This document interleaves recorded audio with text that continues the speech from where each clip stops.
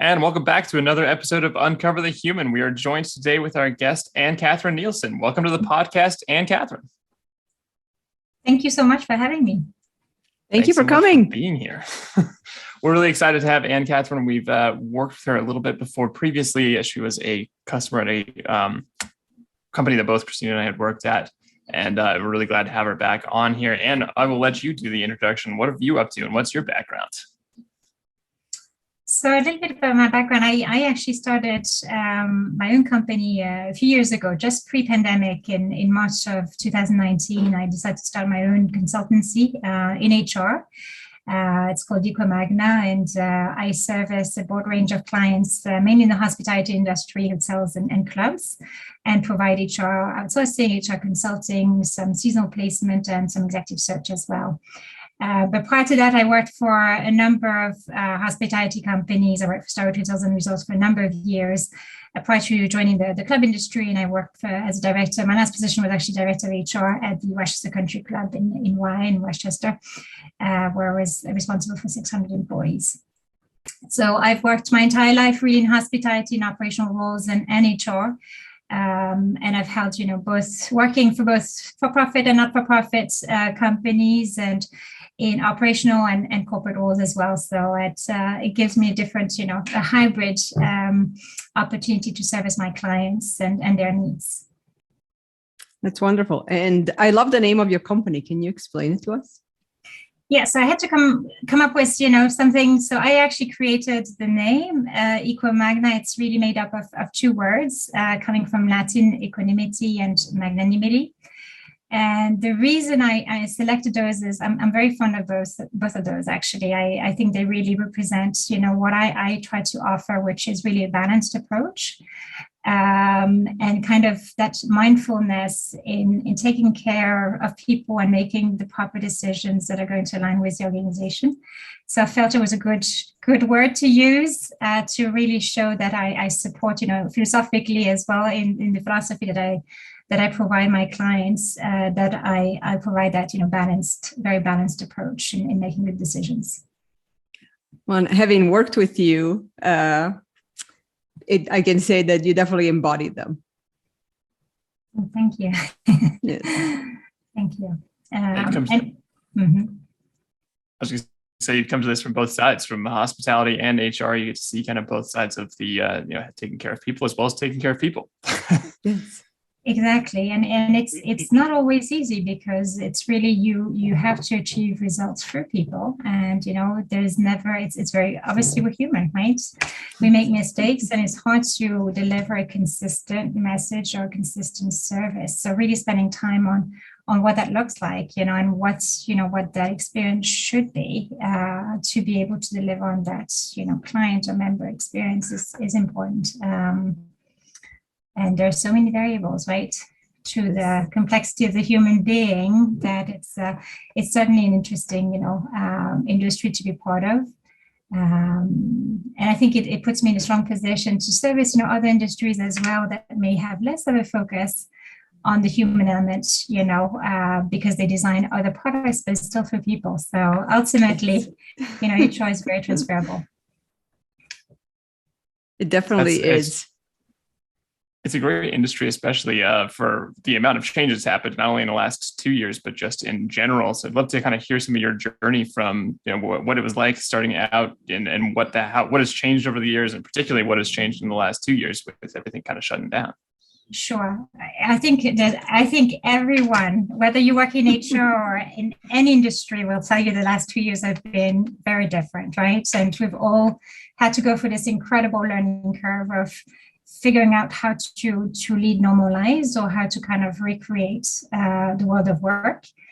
Some people have lost work, some people have lost it temporarily and regained work. So I've certainly helped my clients over those past 2 years, figure out the best strategy to stay in business. And I've, supported them in aligning, their HR, initiatives and strategy to their business objectives to make sure that they would thrive coming out of this. So we've had, different strategies. I mean, some of my clients have had to, furlough their staff, and as soon as they could, they brought them back. And we've done a lot of communication, which has been wonderful to see everybody come back. But I think, we've done it in a very sensitive way. And I think many employers who today are in a better position, from a recruitment standpoint, are the ones that really took care of their employees for this, difficult time. And certainly something that when I had the power to make, to kind of influence the outcome, certainly suggested that, we do everything in our power to help the employees for this time. So I think, employers have learned to flex. I think everybody's had to learn to flex and adapt. I think we're seeing employers who are slowly coming back to working in office spaces where they were exclusively remote for a period of time. In our industry, obviously, you can be fully remote. So some employees, had to come back and work in a physical building.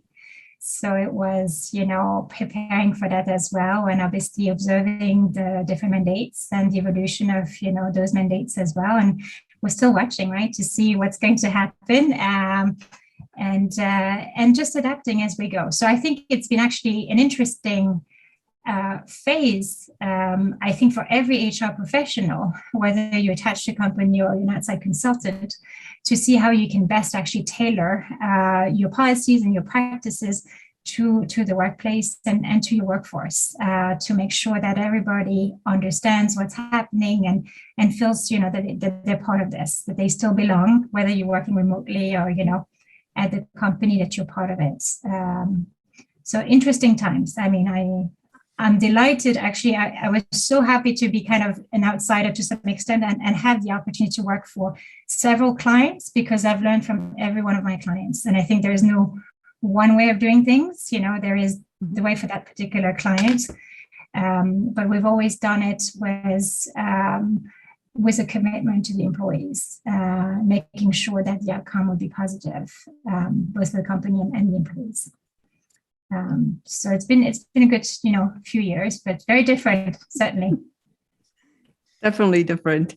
One of the things that I know I've switched the way I look at things, and maybe not too much, but when you and I worked together, we were focused on the change management. That was a very, clear path with the new technology. And I've always had a hard time with the overall approach to rigid change management, with this only when there's a big projects or big processes or big changes. And I think the last 2 years have demonstrated that more than change management, it's change agility that organizations need to have and learn and embody on a daily basis, so that when these sudden changes happen, there's that turnaround happens much quicker without having to have this formalized big process every single time. Absolutely. I absolutely concur with what you're saying. I think it's really required every organization to be very nimble and to kind of watch for the outside, to really scan the environment. I think at times, companies are so focused on, their internal stakeholders and the ownership, etc. But really scanning your environment and understanding what's coming to you and how best to strive in that environment has been critical for companies, and in particular small to medium-sized companies, to survive and strive in this environment. Absolutely. Mm-hmm. Yeah. So given the rapid changing requirements for things like COVID, for things that like whether we're in office or out of office and what can be done, what are some general philosophies you apply when it comes to communicating these kind of changes? We're experiencing this on a daily, weekly basis sometimes. How do you approach that from a company side? So when I'm new to a company, typically I come in and I interview the leadership team. I will go and spend some time and dedicate a couple of days and really interview the entire leadership team. For me, it's really an opportunity to get insight and perspective into their philosophy, what the business objectives are, and almost put a voice, because I obviously report back on my findings, but give back that voice to the company so that we can figure out what those strategic initiatives should look like.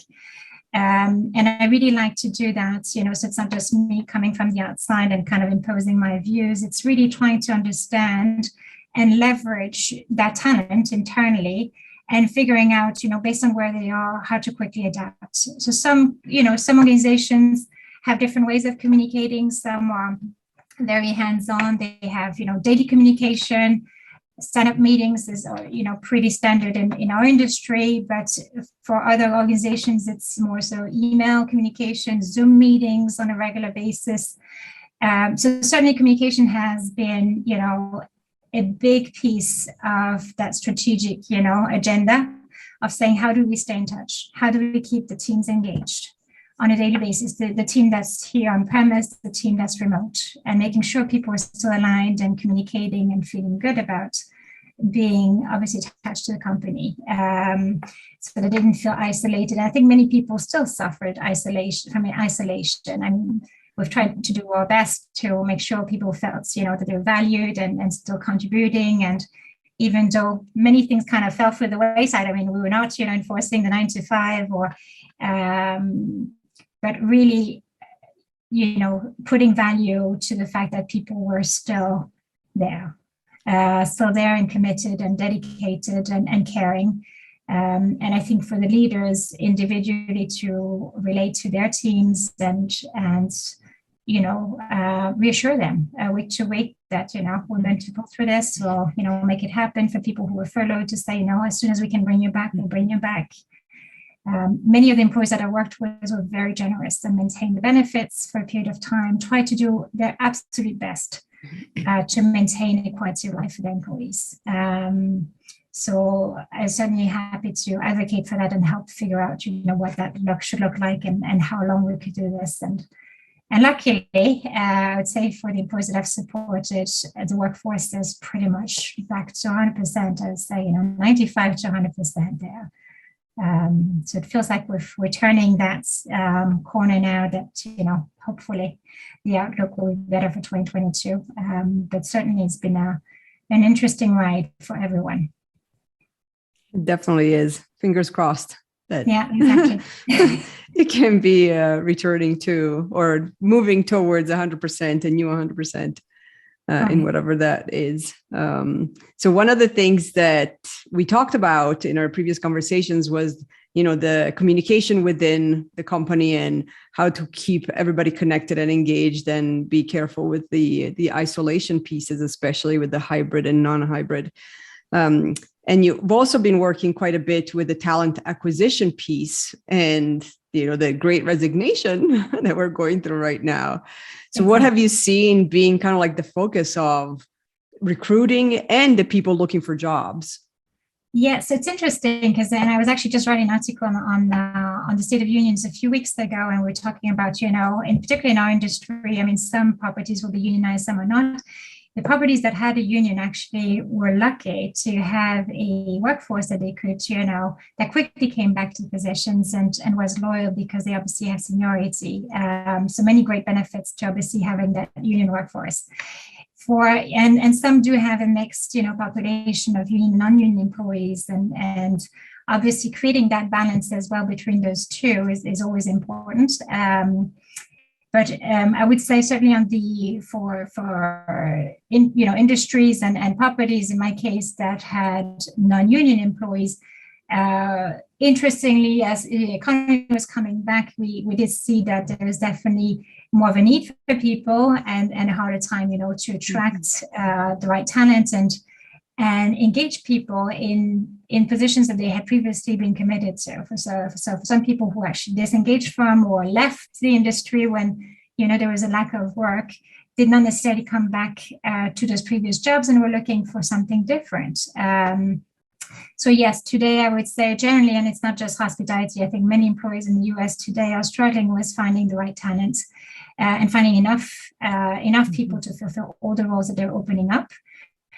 Which is an exciting market for employees today. And I think, looking at the other side of the coin is to say, if you're not an employee out there right now, is you have a tremendous opportunity to go and look for the employer of choice, the employer that you think that you can commit to for the long term.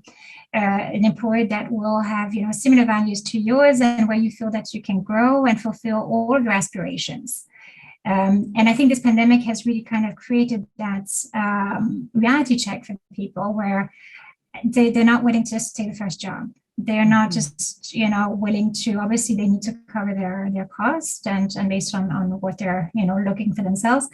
But I think beyond that, I think there's been a search for meaning after this pandemic. And I think people are interested in learning more about their company, the company they're joining, and, what that company aligns with from a value standpoint is becoming more and more relevant.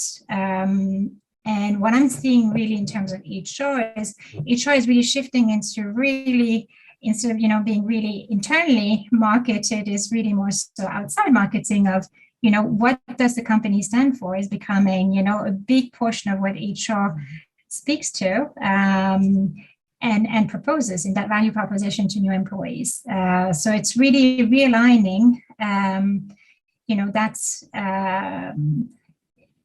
that internal proposition, of employers with the market demand. And today, certainly employees do have some leverage and power in what they decide for themselves, which I think should keep, should create an incredible employer market.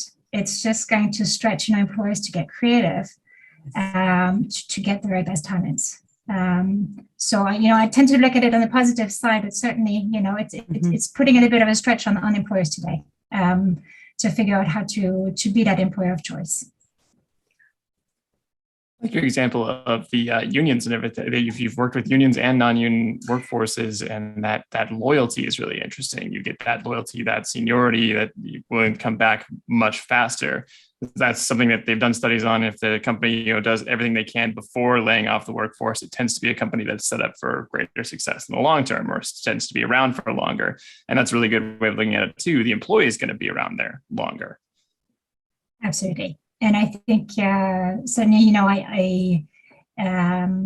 I've worked in both environments, and I value, I've always valued the entire workforce. I think the power of unions today is really the power of kind of setting the work rules, and often for their collective bargaining agreements, really setting the benchmark for benefits, their benefits and their medical benefits and pension benefits. So it gives them a security. I think that's, that is important today. I think nowadays it's something that is critical to people. They want to make sure that they have that safeguard. And we are seeing an increase in employees looking to become unionized. And I think for employers who are looking to stay union free, this is something to observe and to think about. Just to say, so what does it, why would we want to stay, union free, and what does that look like then? What are some of the things that we need to make sure we provide in our value proposition to stay union free? And that really, I think today is really very much forefront. I mean, it should be at the forefront of every employer, regardless of the industry that you're in, because that's the reality of the market. People need some safety net. People need, a sense of belonging, but also good medical benefits. Today, we see it through this pandemic. I mean, it's really essential. And then, retirement as well. I mean, I think people have, realized that, life is precious, and, they want to work, but also at some point, get the opportunity to enjoy, the fruits of their labor, and that's important too. So I think employers have, our task was thinking about all of that and finding balance between generating revenue and taking care of their employees. So we're going to see more of that, I'm sure. I think it's interesting to hear your point of view on this, because you hear from so many, you hear it in general, like there'll be tossed around terms like, well, people just don't stay at companies. There's no loyalty to companies. Everybody's changing jobs every 2 years. And these are some of the reasons. It always seems like it's put on the employee as if the employee is just this flighty person who's decided not to stick around just for the fun of it. But a lot of people don't actually want to do that. They want to feel like they're building something long-term. They just don't feel like it's accessible where they are. And it's really interesting to hear your point of view on that, where it becomes more of the employer's responsibility to provide some of that stability, some of that long-term feel, and that connection to the overall purpose. And I think the different philosophies, right? Every employer will have their own, and always, coming in as, with a new client, I always respect, the kind of the legacy and the philosophy of the company and the vision of the CEO and how it all started. I think it's very important to kind of observe, understand, and then see how you can best align and still bring kind of, in this moment right now, how can we best take advantage of everything that you are and become more of what you want to be with that, an external scan. So that's the secret sauce, is trying to figure out, all those variables. And it's different for each company. I mean, we see companies in my industry, for instance, Disney was very big at creating their internal university. They kept people, with tenure, 20, 30, 40 years. And I still think it's the case because they were able to groom and help, develop their teams, and you could start at a very line level and go up into management, over years of your career with Disney. That's not the case of every company, right? Not every company will dedicate the whole training and development, organization within the organization to allow for that.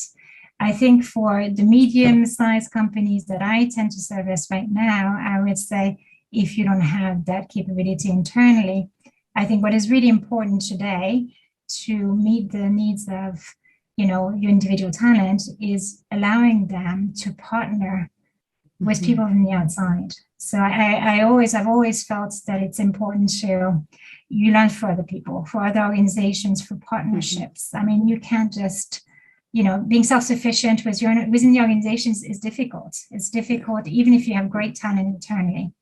And I think the opportunity to leverage partnerships, finding mentors within the organization, but outside of the organization is critical too. And it's something that larger corporations don't always think about because they like to keep you focused, right, on what you're doing for your organization. They're a little scared of, losing you to other organizations if you go and brainstorm ideas or share best practices. But I think actually that's something that is going to come to the forefront a lot more. And I think smaller and medium-sized companies have to do that. It's the only way. It's the only way to remain competitive and to keep your employees engaged and excited about what they do every day. And they will be so much more loyal to you for giving them the opportunity to look outside. I almost feel like at times, in the business world, you're almost like, parents, I see it, raising kids. I shouldn't maybe do this metaphor analogy, but, letting your kids observe what's happening outside allows them to, appreciate all that they're, offered, at home. And I don't think you lose them for that, matter. And I think, by being a little bit more detached and allowing your employees to grow and observe and share that feedback. So, what, we're not doing it quite right. We should be, look at that company, how they do it.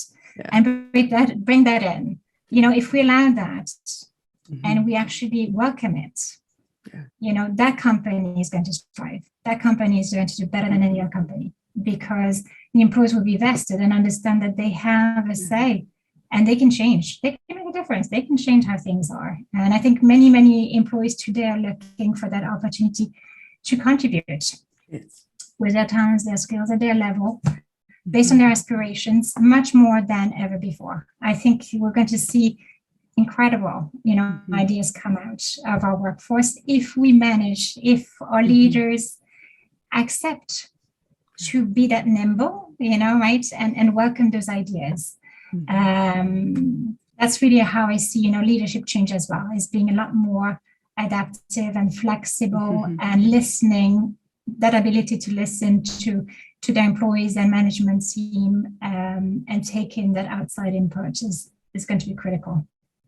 And we see today, we're all fighting this global pandemic, right? And we see different approaches. It's almost like every country has, it's almost like a company itself, right? And we see what works, what doesn't work. But we learn from each other, by observing, right? Well, the business world is the same, right? We see what's working, what's not working, and we adapt. It's almost trial and error. And I think we are in that stage of there is no right or wrong, right? When it comes to leadership, but there is something that works for a period of time, and then you kind of reinvent it and move to the next level. So it's what is working right now is what needs to be tweaked and defined along the way.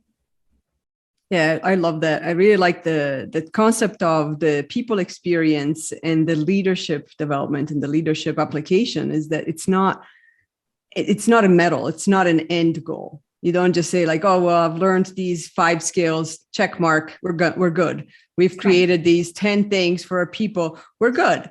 It's a process. It's a daily thing. It's continuous because of the change agility that's needed, because of the fact that humans are complex and what they want from life is changing. And part of it maybe it was always there, but now it's the opportunity to actually speak up and say it. Now they have that power to say, well, I've always wanted meaning and now I can actually demand it or find it somewhere else. And it's that continuous like listening and understanding and being nimble and not just saying like, well, like I've made it to director, I'm good. I don't need to learn anything. I don't need to change anything. We've got our policies. We've got our processes. Just go do your job. And unfortunately, fortunately, more than unfortunately, finally, the just go do your job it's not enough. No. Agreed. I think many people are looking for purpose right now, meaning and purpose. Meaning and purpose. I like what you said about being able to look externally and bring some of those influences in, because it is very clear. And I can see now in retrospect, I never really thought of the dichotomy at the time, but in retrospect, when you're in a company that's telling you, don't look out the windows, this is what we're doing, and I don't care what any other companies are doing, stop looking at them, please just keep your head down. It's pretty limiting. And then the second you have a company where it's like, oh yeah, you see that, you like that? I wonder if we could do something like that here. It's a very different feeling. And it's at least worth the conversation, the evaluation, and same with like countries. There's a lot of, actually, one of the things we've been talking about is like the 4-day work week, right? A couple of countries have started this. Yes. They find that's working fine. There's cultural differences for every country, yes, but what can you learn from this? Is there something that's still beneficial even within the U.S. culture versus the I think it's Amsterdam, is it that has it? What are the differences? And I think Iceland did the experiment for the 4-day work week, and a few other countries are trying it out. Yeah, I think many employees in the US would jump on that. Oh, yes. Absolutely. Yes. I think it's doable. I think it would obviously, based on the industry, it's doable. It's just figuring out, how to create the systems and the efficiencies, around that. And based on the client base that you're, taking care of, certainly it's doable. I mean, people could. I mean, I see our industry is 24/7, year round, but, doesn't mean that people can't work 4 days and you have a rotation of, teams. So again, it's how you organize the work, right? How you distribute it. But I think with the importance of technology today and the power of AI and what's coming our way, which we don't even quite fathom yet, we're going to be able to free up some time. I think, technology is never going to, I think many people are a little afraid of technology, thinking it's going to take away jobs. It may, it's going to help us reinvent, other jobs and positions.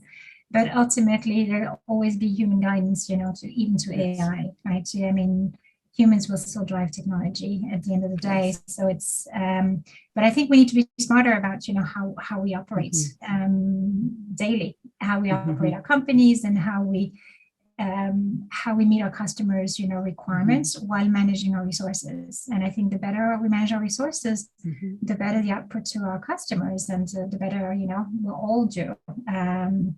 So I definitely think that there's tremendous opportunity for companies, small and big, to leverage technology.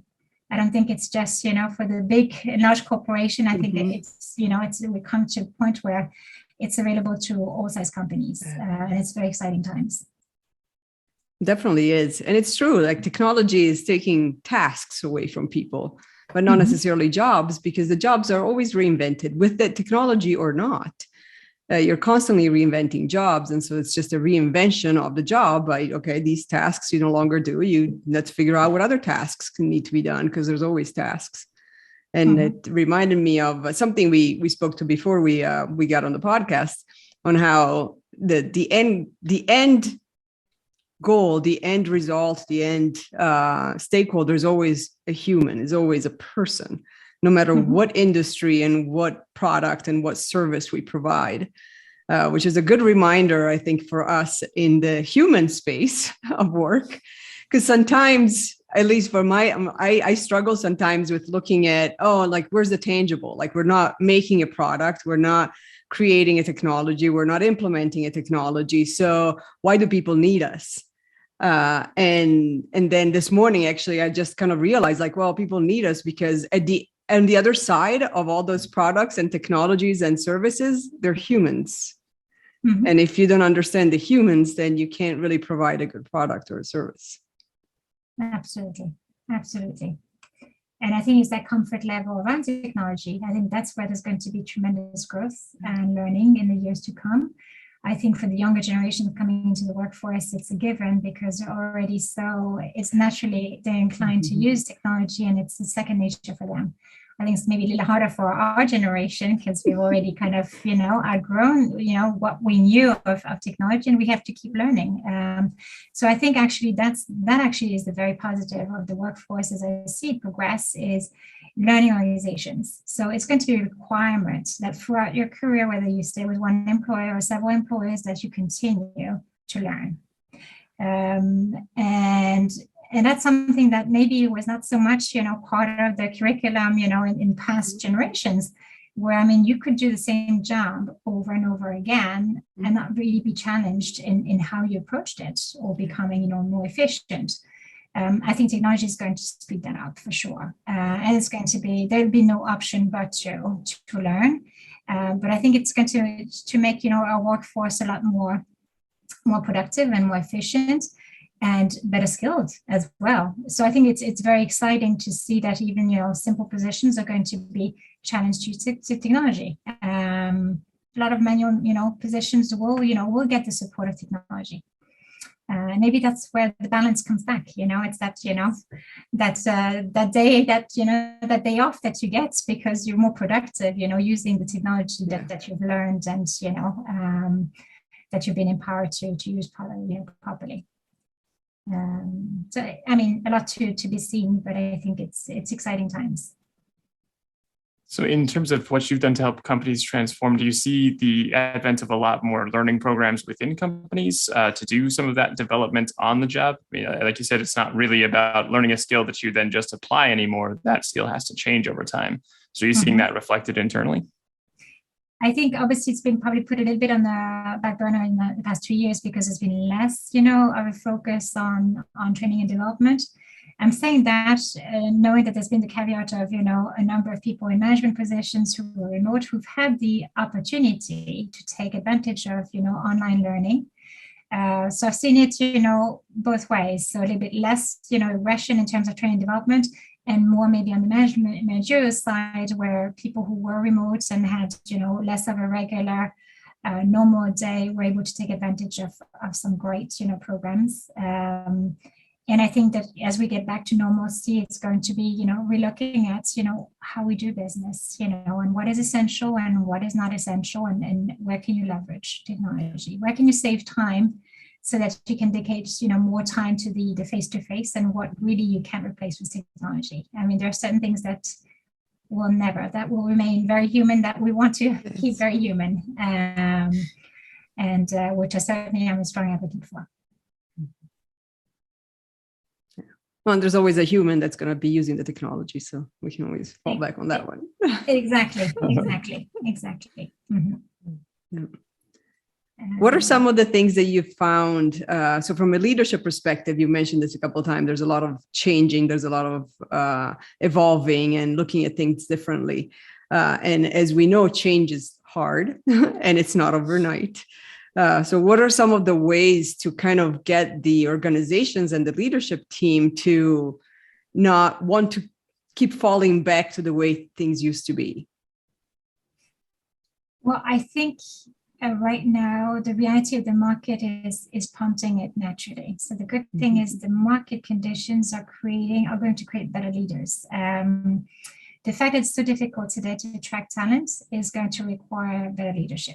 So, and that means it has to be internalized through everything that company represents, and the way information is conveyed internally and processes are documented and managed and maintained. All of that language, leadership language, needs to transpire for the entire company. And, it's interesting because I've read a lot about, toxic work cultures and where leaders are dictators and very control oriented. That type of leadership cannot last, not in this type of economy. So I think it's going to be to the benefit of the employees to really, because I think for leaders to attract today and retain the right talent, it's going to take, changing those things. So if they do have a toxic workplaces, how do we transform? How do we create, a culture of transparency where people trust and respect each other, where there's teamwork, where there's collaboration, and how do we get rid of paranoia and, conflict and tension? And actually, I say that the conflict and tension is actually very healthy in a workplace. So it's more so when that is not allowed, right? Or if the tension is created through the leader, that's where, you create toxicity. But, I think today the market, the way it is actually a blessing to employees and to leaders, because it is going to push them maybe out of their comfort zone if they're not a very open, amiable, type leader who kind of embraces their team and looks at, that entire culture. But it's going to naturally prompt, better, more positive cultures where, it's interesting. I think I read not long ago that a culture is defined by the worst behavior that takes place in a company, right? And that's I would agree. Right? I would agree. And I was thinking, wow, okay, so worst behavior, that's true. And what about the best behavior? Yeah. So how are the best behaviors reinforced on a regular basis so that it is the culture, right? It is the reinforcement of all those positive behaviors and ways of being and presenting yourself and working along with other people and collaborating. If all of that is praised and appreciated and reinforced on a regular basis, that's how you create that culture, right? But that's a daily assignment at every level of the organization, starting with the leader at the top, right? And it has to be ingrained in everything you do. And it only works if you have accountability throughout, right? So if you have the positive behaviors but no accountability, that can also, things can fall apart. So you still need a little bit of the structure of how do we hold people accountable to those, values or positive behaviors, and how do we continue to recognize and praise and appreciate, our employees and our managers for, all that hard work and for creating and maintaining that culture. That should almost be a goal for every single, employee and manager in an organization is, how do we continue to promote a culture of well-being, of happiness at work, of creativity, of engagement, and people should be bonused on that. I mean, it's the only way of, creating something that they shouldn't even be, I shouldn't say they should be bonus. They shouldn't even be because it should be the reason that is on that, right, of a company. But if we want to continue to incentivize people to do the right thing, certainly that's something that, organizations should be looking at. And I think we're going to see a development of a lot of that in the years to come. I mean, there's such a demand for that. Employees, are craving, are asking for that, are waiting and, looking to see what, employees will come up with. And will come up with ideas. And, I think if employers welcome those ideas and implement them, we're going to see great success stories. And, great companies grow quickly and, do really well. I think, the time of dictatorship is, doesn't work. We've seen that in history too. So the companies are just following history.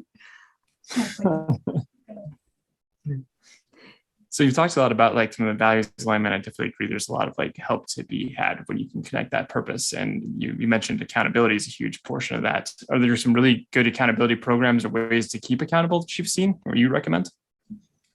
I think it's, I tend to do a lot of, boutique, and customization of the work that I do. So I work with partners, so I don't want to, give names here, but I would say there is a solution for every size company in terms of creating that structure if they don't have it. And I would say it's more so empowering, the leadership team to do the right thing. And that's built into, your performance management system. So you do have a number of tools and resources available to you to build that in, that accountability.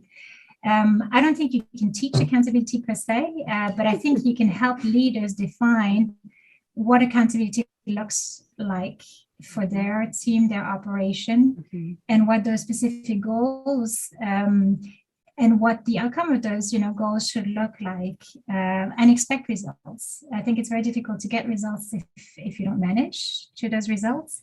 And I think one of the things that I've seen be very positive, both for the employees and the team leaders, is regular conversations around, project management, is how we're doing, how we're progressing, the milestones, celebrating the milestones. Yes. So that there is a sense of accomplishment along the way.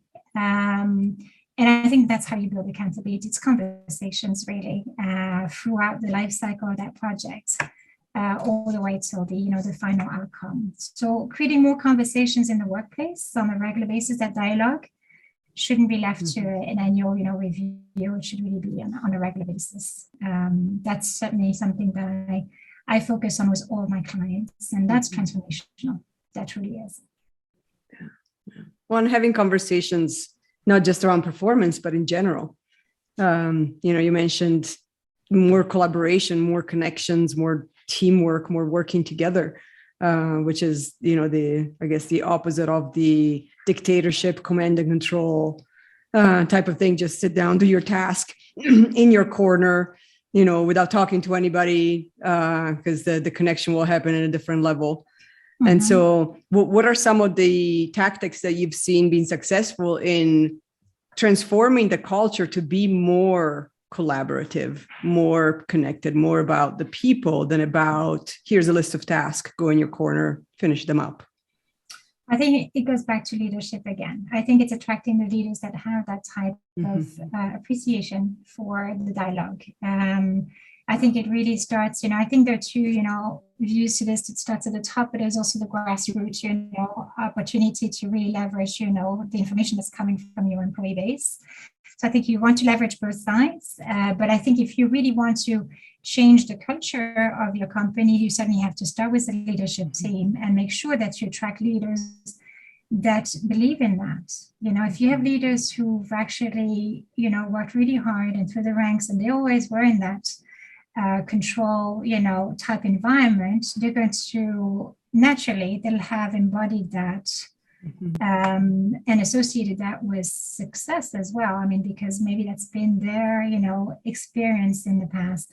So I would be very cautious in making sure that if that's the desire of the company to switch towards that more of an open environment of dialogue, is to attract the leadership that will allow, for that and give opportunities by creating really almost a structure for that within the organization. So it has to be welcomed. It has to be part of what is expected at that level. And that should really percolate. It should really transpire, throughout the entire company. But I think the tone needs to be set at the very top.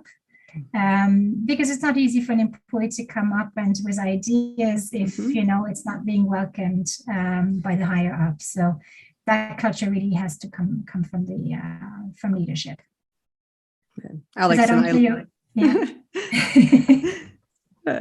and I called it the open glass door policy. As in, instead of open door when you walk in and ask questions or product suggestions, it's a glass door and you smack your face into it when you try. Yeah, I like that. Appearance of transparency. It's the appearance of transparency. Appearance of transparency. Yeah, absolutely. Absolutely. I was a corporate trainer for Six Sigma for a number of years. We started with a dozen resorts, and we went and I actually rolled it out, worldwide, started in North America, and then we went to Europe, Africa, Middle East, and a little bit of Asia Pacific as well. It was an amazing, journey for me, learning the company and getting to meet with all the stakeholders around the world and trying to deliver the very same product in a different way, right? With the same curriculum, but we had to adapt, to local, local ways of doing things, and which was fantastic because we were kind of in the country, so we were experiencing it as we were going. But what I learned, what I really enjoyed about Six Sigma was this approach to the voice of the customer. The voice of the customer was absolutely critical. And I know there are new philosophies, in terms of, management practices, but I think that is something that will always stay, regardless of the methodology that you use, is really trying to understand what your customers want and need, whatever you deliver as a service or a product, and trying to translate that into requirements and kind of organize or recreate your organization or the world of work around those criteria so that you can generate the revenues or reduce the cost or, whatever your mission is. And I thought that that's, there's a translation table for, customer requirements into something tangible that you can actually deliver on. And I was always fascinated by that because it really allowed a company to realign, to reorganize, to reinvent itself. And I was thinking from an HR standpoint, isn't that just fascinating? If only we could take the voice of our internal customer, our employees, and figure out what they want and what they need and translate those few things into key requirements. What does it look like? What does it mean? What does engagement mean? What does benefits mean? What does, life-work balance mean? Because it means something different to different people, right? And if we do the Pareto chart of that, the 80-20, for if we want to try to get to 80% of our employee base, what does that look like in terms of initiatives? So, and I think it's just fascinating to think that you can apply, some scientific tools to some extent or methodology to really get through the nuggets that are going to help you create the culture that works for you, because it's very unique to each company. But there are methods by which you can do that. And I think that every employer today should be, putting on the agenda for next year, and years to come. What are those nuggets? And how do we hook, our mission statement and our values around those to make sure we deliver on those? Because that's our best strategy to actually attract and retain that talent and make sure that we strive for years to come.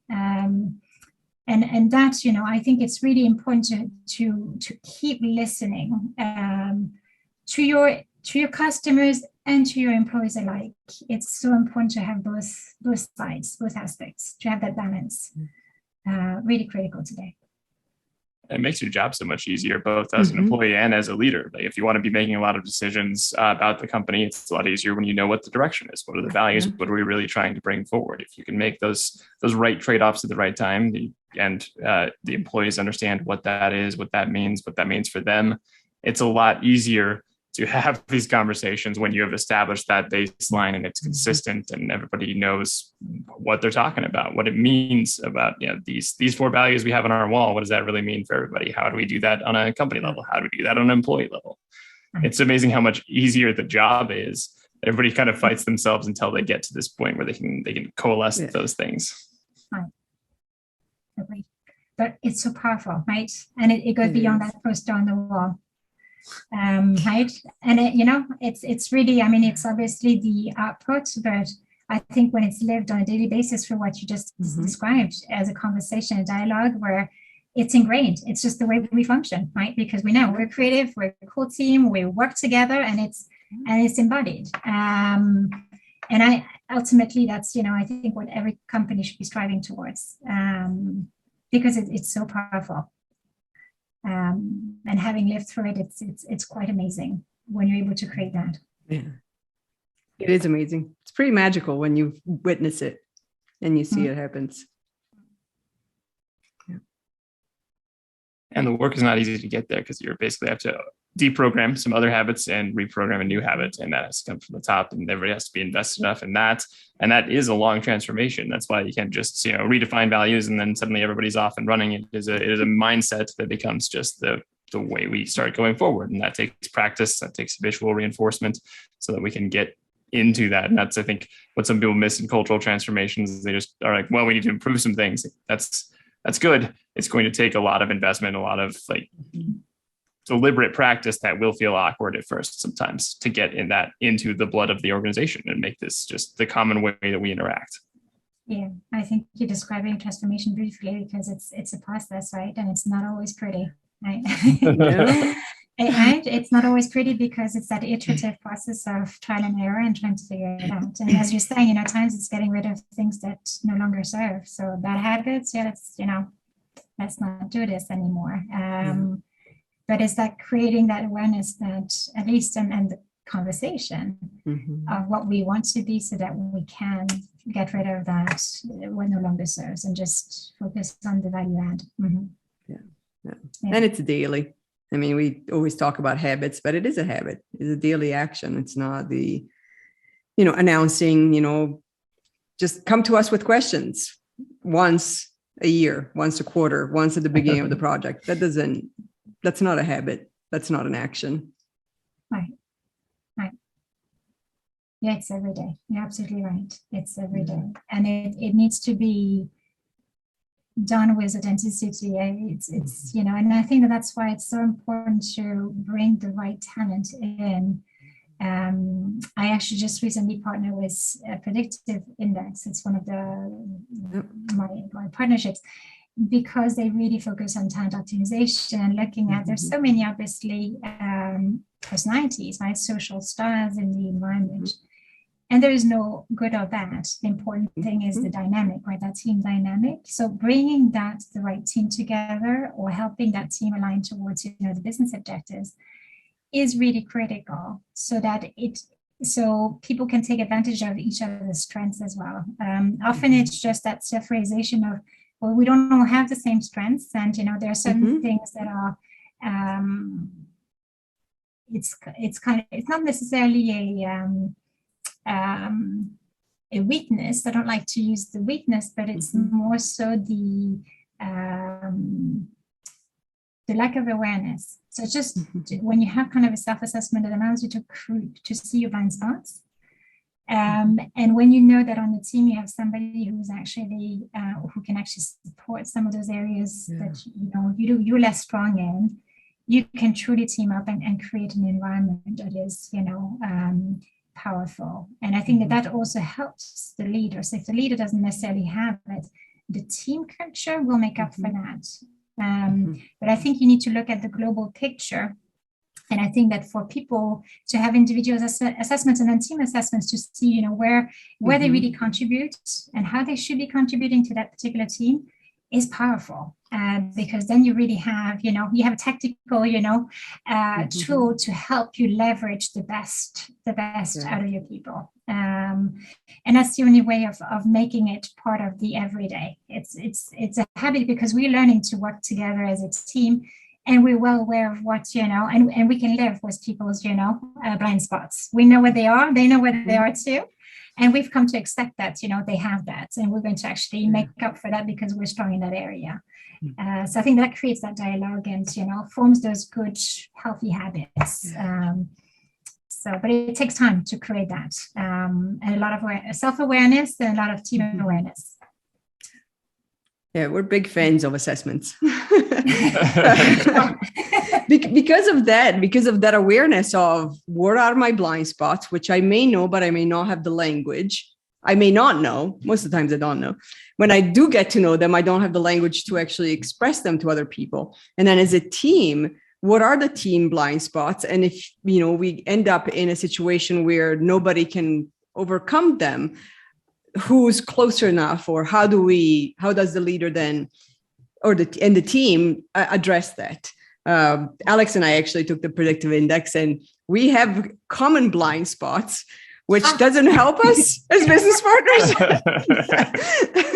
but it does help us. The rest of the team. Exactly. It's greatly helping us in figuring out, like, okay, neither of us are good at this, so who can we bring on that can compensate for that gigantic bottom right corner, which we're both avoiding. And that's tremendous. I mean, to come in and know that from the get-go is amazing, right? It's almost, and it creates a space where, a very safe space too, right? That you can be yourselves. Exactly. And it's okay not to be perfect, right? Because we're all human and we'll make mistakes and we're not good at everything. And I think to create that environment in the workplace is liberating. And it fosters an environment of creativity where people can be at their best and feel supported. and not, and it takes away that culture of blame or lack of accountability, because there's no need for it anymore. There's no reason for it. Everybody is part of this, and everybody belongs, and feels valued for what they're able to contribute. So I think it's, there are a few tools like that, I'm mentioning this one, but that really focus on the positive and what people can bring to the workplace. I couldn't agree more. I think it eliminates a lot of frustration and disappointment. Some of the definitions of frustration and disappointment is that our expectations weren't met. If we can align our expectations of what other people will be doing based on what their strengths and their blind spots are, then we can avoid a lot of that misunderstanding, frustration, disappointment, miscommunication. Because it's like, well, why expect Alex, for example, I'm going to pick on you, to sit down and, create like this gigantic piece if that's not his strength. I can't, then my own disappointment, it's like, why am I disappointed? I'm disappointed because of my expectation of something that I knew from the get-go that wasn't his strength. Exactly. And I think that's, what you're reflecting on as well, is that leader realizing that on that team, he may not have the person that he needs to accomplish that goal. And it's kind of thinking, so do I have that person within the organization, another team, or do I need to look for outside talent to make up for what I need on this particular team? Yeah. And then obviously leverage the strength of that, player in other ways. But I think that takes a lot of, reflection and wanting to help, look at your employees differently, see where their strengths are, and be willing to accept that, you can develop them in a different way. It's interesting. You asked me at the beginning, earlier on, what I had seen change during the pandemic. One of the things that I didn't actually share with you is I saw a lot of, a concerned workforce, employees who had issues or who, did not feel comfortable anymore in the workplace, because there was obviously a lot of, unknown of, is my job safe? Is it, and that created a lot of internal turmoil at times, to the extent that you can't necessarily mention that to your direct supervisor, or, you can't go to the CEO and say, I'm really worried. But that's where HR, if you have an internal HR department, becomes kind of the gateway for that, of being able to listen to those employee concerns, and before they become issues, performance issues, to address and reassure employees, on the emotional level, so that they can continue to perform and focus on what they're supposed to do. And what I've seen is when you don't have an HR team, or you don't have a supervisor that you can, confide in, that's where, those tensions result in employees who are detached, disengaged, and eventually will leave the company, and not necessarily for the right reason, right? So we may be losing an employee who's disgruntled just because of that lack of communication. We talked about, a lot of dialogue and communication. If that does not happen, and in particular times of tension and uncertainty, that is where the risk is. And I think today that's a huge risk for many organizations who don't realize that, well, maybe they don't have the structure of an formalized HR team, but even if they do they leverage it fully? And do they give that opportunity for just letting out, the emotional side, and refocus, help that person refocus on the business and how they can continue to successfully contribute. And I think that's the greatest missed opportunity today. So not only do I focus on, talent acquisition, but really retention with many of my employers right now. It's really, let's, make sure that we have focus group. Let's talk to individuals as well. And instead of, getting rid of people who are problems, right? Or because that tends to be, right, it has been for a very long time, a strategy is, a person who's not aligned, who doesn't believe, who's disgruntled, let's get rid of them, right? And so I'm saying it in a candid way, but obviously, it's a little more subtle than that. But ultimately, there are only two ways of how do we reshape the behavior? How do we help the person re-engage? Or do we decide to kind of disengage from that person, and we set the steps towards that? I think there's tremendous opportunity in that area, more so today than ever before, within every organization. There is, and if the CEO says, everybody's happy, there's still, some grumbling, and in every organization, there's opportunity just to tap into that and turn things around before, you see a huge, exodus because people have lost, faith or trust in the organization. And I think that is really, that's almost, it's an art and a science, but it's being able to quickly get the pulse of the organization and figure out where those pain points are, and quickly intervening and speaking to those, candidates to really try to assess what is happening and how can you help re-engage them. And that is very doable. And I think that that's probably, a strategy that many employers should be looking at if they haven't addressed that, in the past few years, just because of, the economy and how things have been in the last few years, like more uncertainty. Just want to put that out because I think, at times it's easy just to turn the other way and pretend it doesn't exist and let that person go. But it's a lost opportunity. So that's where HR, I think, can do a little bit of its magic. At times, doesn't always work, but certainly there's opportunity there. I really love the idea of changing the mindset to like grumbling not as a sign of an issue. I mean, it is a sign of an issue. There's something that people are grumbling about, but grumbling itself is not the issue. It's the silencing of the grumbling. And then you just have people writing, whatever story of whatever the issue is in their head, and that will grow without any chance to address it. Whereas if you allow for the grumbling as a powerful tool, eventually it starts to become not grumbling. People will just come up to you and say, hey, I'd rather change this instead. That it isn't even grumbling, it's just feedback. And then it becomes a lot easier to take that cycle. But it takes that bravery on the leadership part and the whole leadership team to say, okay, I need to start listening to what people are grumbling about instead of trying to just dismiss it and have to do it and say, well, that person's just disgruntled. There's nothing we can do about that. It'll work itself out. You missed the opportunity, and I like the way you put it, that it is really a tremendous opportunity. Yeah, and again, if people have a voice today, and if they can express it internally and in a safe manner at work, it's going to come out elsewhere, right? Yeah. And people can express themselves today. I mean, social media it's very prevalent, and it's important that people feel that they have a voice. So I think, the place of employment is a place where employees should feel safe and should feel that, they can, as long as they're respectful and courteous towards, everyone. There's no reason for, fearing providing feedback, and even critical feedback. And it should be welcomed. You're absolutely right. At every level of the organization. And that's something that leaders, should be prepared to offer and welcome. Absolutely. Well, I'm sure we could have a whole other episode on just how to create a safe environment and many of the other pieces of this complexity. But thank you so much, Anne, Catherine, for this wonderful conversation. Lots to take away and lots to reflect on. And hopefully we'll start seeing the changes and we'll start helping with the changes that are needed. Absolutely.